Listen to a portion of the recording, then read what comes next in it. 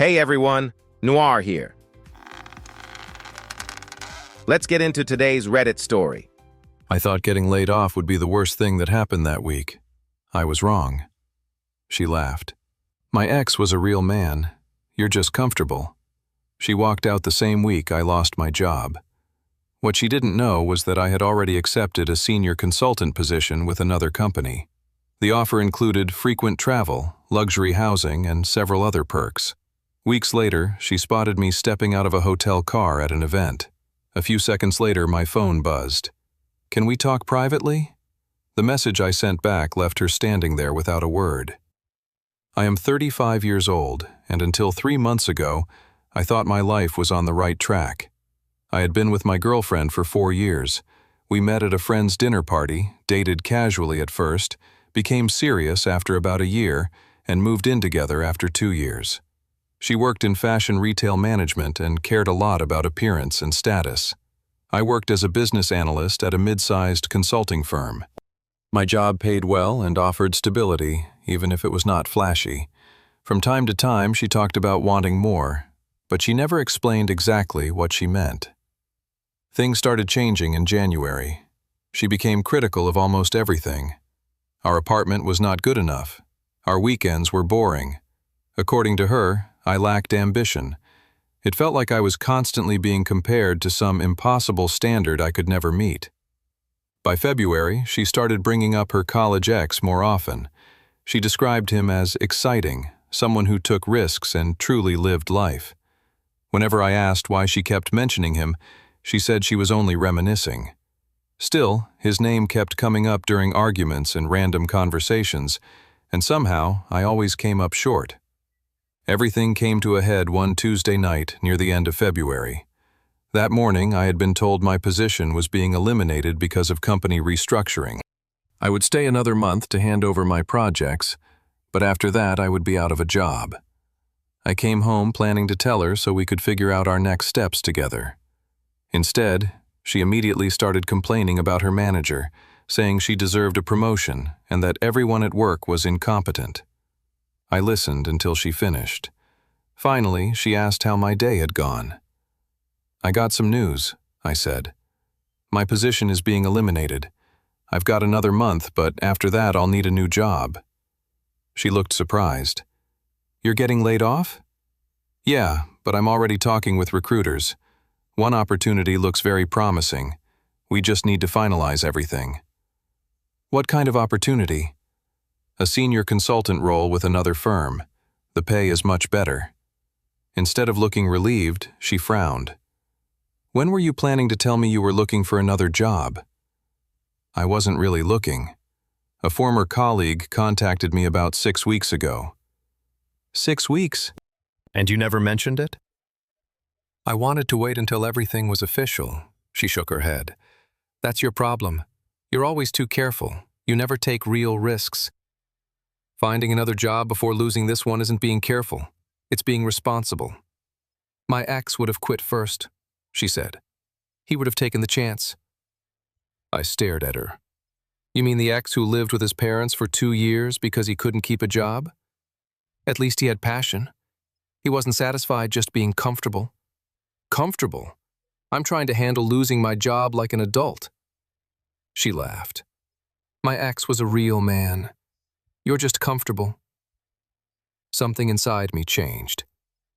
"If that's really how you feel," I said, "maybe you should go back to him." "Maybe I should." She grabbed her keys and left. The next morning, I received the official offer. The salary was 40% higher than my previous one.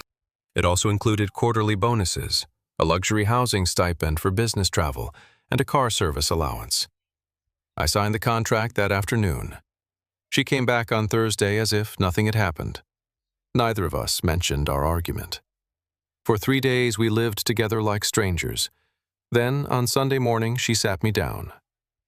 "I think we need a break." "A break?" "I need to figure out what I want. You're reliable and stable, but I'm not sure that's enough anymore." "Okay," I replied. "If that's what you need, I'm not going to stop you." "I thought you'd fight for us." Fight for someone who keeps comparing me to her ex? Why would I do that? She looked stunned. So you're really okay with me leaving? I never said I was okay with it. But if you've decided to leave, then go. She packed a bag that same day. She said she was staying with a friend for a while and that we'd talk again in a few weeks. I helped her carry the boxes to her car, then stood there and watched her drive away. The following Monday, I started my new job. My office was in a downtown high-rise with floor-to-ceiling windows. My new title was Senior Strategy Consultant. The team was small, but talented. That Wednesday, I flew to another city for my first client meeting. The company booked me into a 5-star hotel with a corners suite, complete with a separate living room and an incredible view. A black sedan picked me up from the airport with bottled water waiting inside. It honestly felt like something out of a movie. The project went better than expected. The client loved our recommendations, and on Friday, my boss called to tell me I had exceeded expectations. He said this was exactly why they had hired me. I flew home on Sunday. When I walked into the apartment, it was quiet without her. It didn't feel lonely. It felt peaceful. Week 2 brought another business trip. Different city, same luxury treatment. I was building a strong reputation, fast. My boss started introducing me as one of the firm's rising stars, and other partners began asking for me on their projects. The money was coming in faster than I could spend it. Meanwhile, she was still staying with her friend. Every few days, she'd send a simple text asking how I was doing or what I was up to. She never mentioned our relationship or when she plans to come back. I kept my replies short. Busy with work, traveling a lot. 3 weeks later, she texted asking if we could meet for coffee. I told her I was out of town on another client project. You're traveling a lot? The new job requires it. Must be stressful. Actually, I'm enjoying it. She read the message but didn't reply for 2 days. By the 4th week, I was back for the weekend. She suggested dinner, and I agreed. We met at a casual restaurant near her friend's place. She asked how the new job was going. It's going well. Challenging, but rewarding. What do you actually do? Strategic consulting. I help companies improve their operations and efficiency. Sounds boring. It pays well.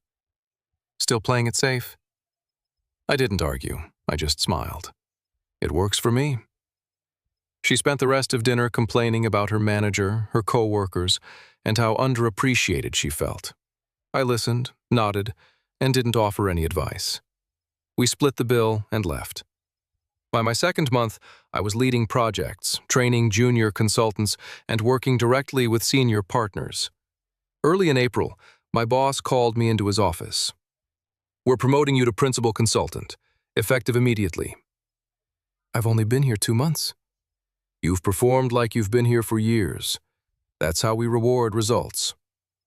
The promotion came with another raise, an equity stake, and benefits I hadn't even thought to ask for, including a gym membership, executive coaching, and a personal travel stipend. I was now making more money than I had earned during my entire previous year. That same week, she texted again. My friend needs her place back. I was thinking maybe I could move back in. I don't think that's a good idea. Why not? Because you left to figure things out. Have you figured them out? I miss you. That's not an answer. I want to try again. Based on what? What's changed? She didn't reply for almost an hour. Finally, she wrote, I made a mistake. I shouldn't have compared you to my ex. Okay. Can we talk in person? I'm traveling again. I'll be back in 2 weeks. After another pause, she replied, Fine. Those 2 weeks took me overseas. It was my first international assignment. I was sent to London, stayed in a luxury hotel in Mayfair, and had an expense account that barely seems to have a limit. I met with international clients, presented to their board, and helped close a 7-figure deal for the firm. My boss called it exceptional work and even mentioned putting me on the partnership track. While I was there, I posted a simple photo from the London office with the caption, "Grateful for new opportunities." I didn't mention the company or my title. She liked it within minutes. Then she texted, "You're in London for work? I didn't know your job sent you overseas." "It's part of the role." "When are you coming back?" "Sunday." "Can we please talk when you're back? I really want to fix things." "We'll see." I got home Sunday evening, tired but satisfied. While she had been gone, I had bought new furniture and redecorated the apartment. It finally felt like my place instead of ours. She showed up Monday evening without warning. She knocked around 7. I almost didn't answer, but curiosity won. "Hi."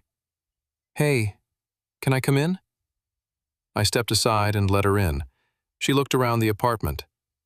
"You redecorated." "I needed a fresh start." She nodded.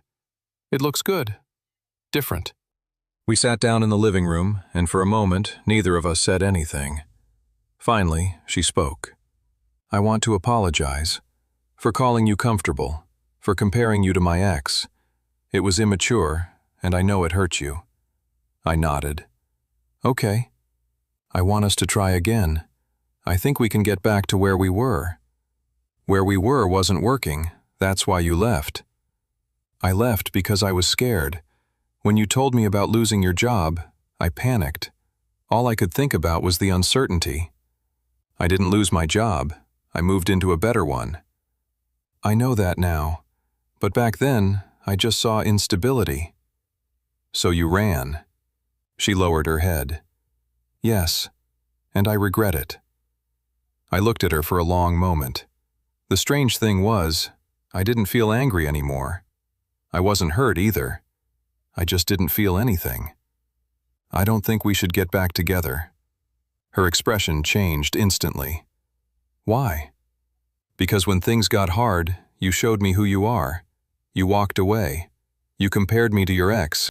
You judged my value based on how exciting you thought I was. That's not the kind of relationship I want." "People can change." "Maybe, but I've moved on." "In just 3 months?" "Yeah."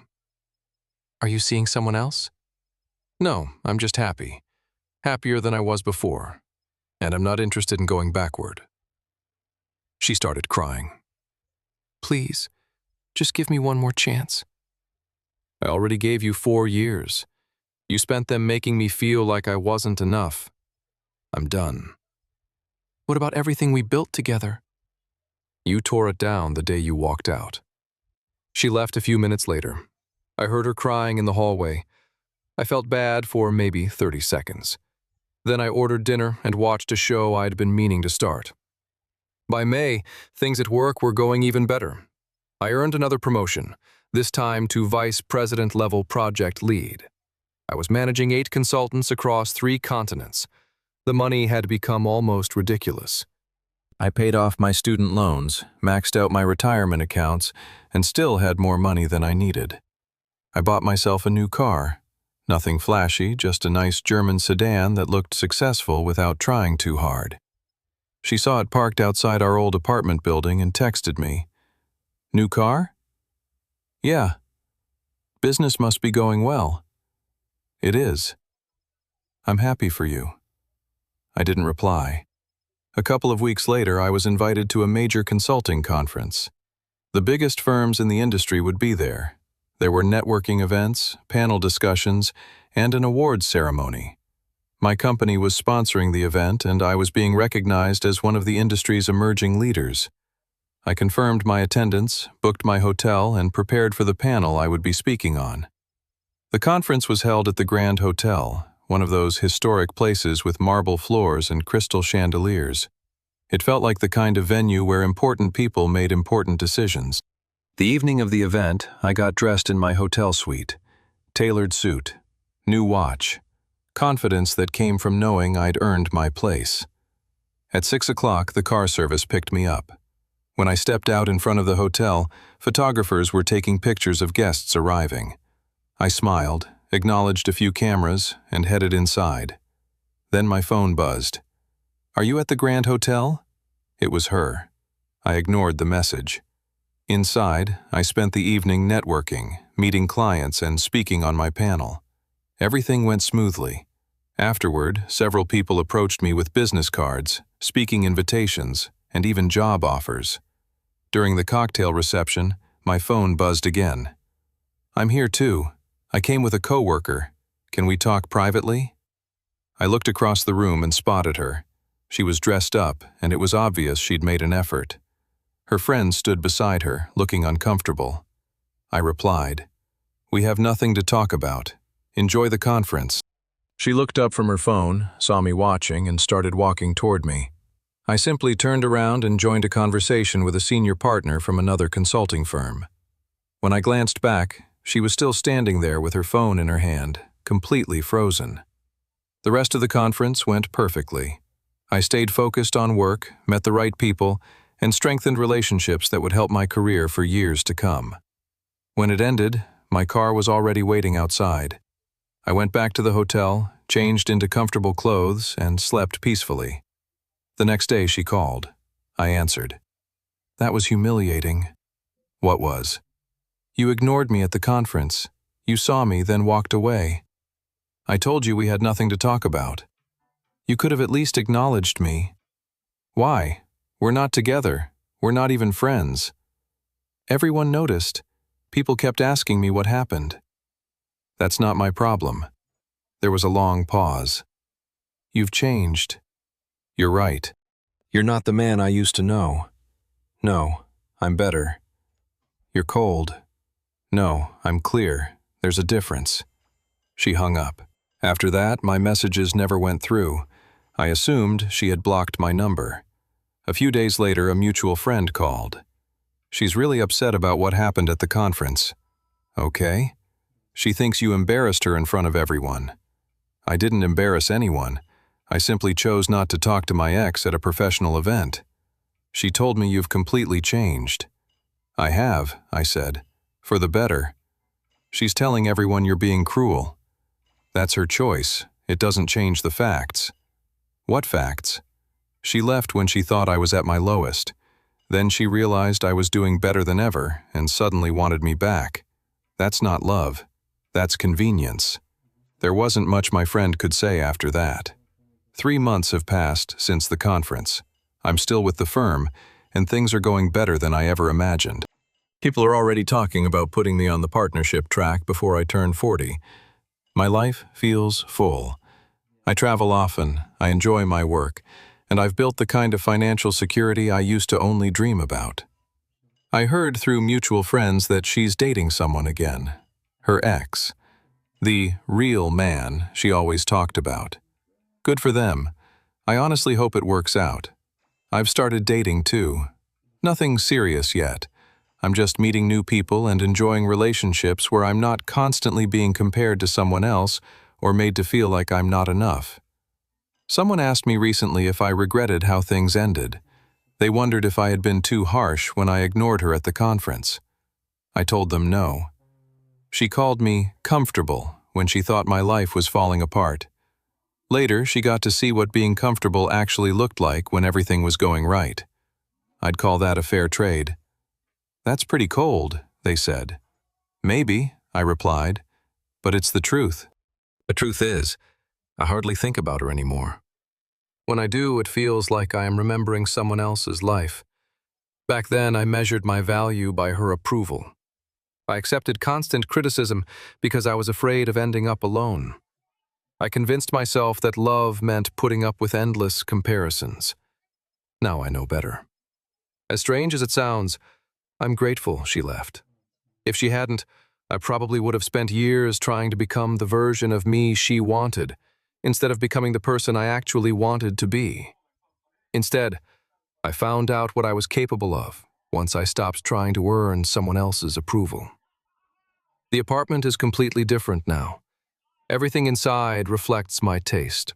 The furniture, the artwork, the whole place finally feels like home. I host dinners for coworkers, stick to a routine I enjoy, and wake up without wondering what mood she'll be in or what criticism I'll hear that day. Last week, I was having drinks with a friend who knew both of us. He said something that stuck with me. She always complained that you weren't ambitious enough. The funny thing is, you were always ambitious. You just didn't need everyone to know it. He was right. I was always working towards something bigger. I just never felt the need to talk about it. My ambition was never about impressing people. It was about building a stable future. She confused quiet confidence with a lack of ambition. She mistook careful planning for playing it safe. By the time she realized what she had walked away from, it was already too late. Not because I wanted revenge, because I genuinely didn't want her back. The man I became over those 3 months had no place in his life for someone who only appreciated him after everyone else did. I'm 35 years old. I have a career I love, financial freedom, and peace of mind. She has her ex and whatever comes with that. As far as I'm concerned, I ended up with the better deal.